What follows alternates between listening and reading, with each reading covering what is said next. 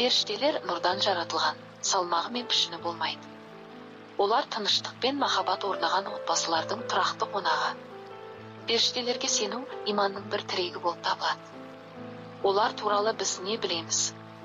Алла тағала ардақты пайғамбарымыз саллаллаху алейхи уә сәллам арқылы Жәбірейіл алейхи сәллам, Микаил алейхи сәллам, Исрафил алейхи сәллам мен Әзірейіл алейхи сәллам деген үлкен 4 періштелерден бөлек басқа да мыңдаған періштелер бар екенін жеткізген.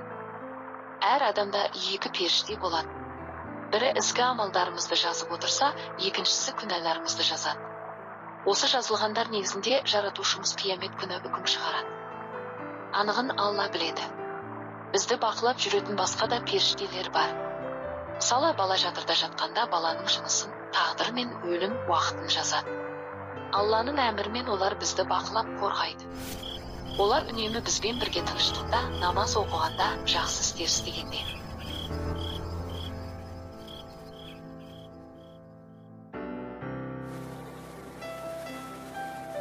Жел мен бұлттарды да қадағалап, оларды қажетті жақтарға бағыттайды.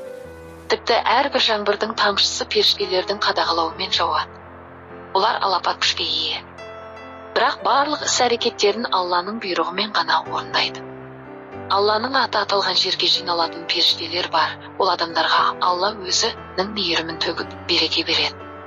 Зікірлеріміз бен салауаттарымызды жеткізушілер де солар. Қайда жүрсек те, жұмыста, үйде, алыс сапарға шықсақ та серігіміз болады. Ұйықтап жатқанымызда ұйқымызды қориды. Алайда біз оларды көре алмаймыз. Үйімізге періштелердің көп келіп, бізді қорғап жүрулері үшін не істеуіміз керек?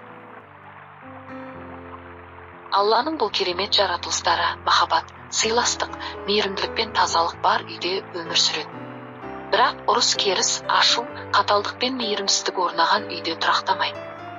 Өзімен бірге береке мен несібені алып кетеді. Мұндай үй рухани артта қалып, тұрғындары бақытсыз болады.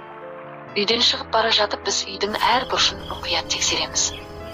Сол кезде періштелердің де үйімізде қалатынын есте сақтайтын болсақ, барар жерімізге алаңсыз, үйді уайымдамай барып келеміз.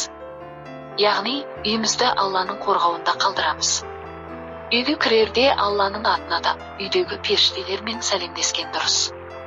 Пайғамбарымыз саллаллаху алейхи уә сәллам солай істеген. Тіпті адамдар тұрмайтын бос үйге кіргенде де, себебі онда періштелер өмір сүреді. Періштелермен бірге өмір сүру, отбасының жылулығын сақтап, берекеде, бірлікте, бақытты өмір сүру, шынайы дұғалар мен иманды күшейтіп, Аллаға шүкіршілік ету деген сөз. Жалғыз қалғанымызда да жанымызда ең керемет жаратылыс періштелердің бар екенін ұмытпағанымыз жөн. Біз әрдайым бүкіл әлемнің Раббысы Алла мен періштелердің назарындамыз.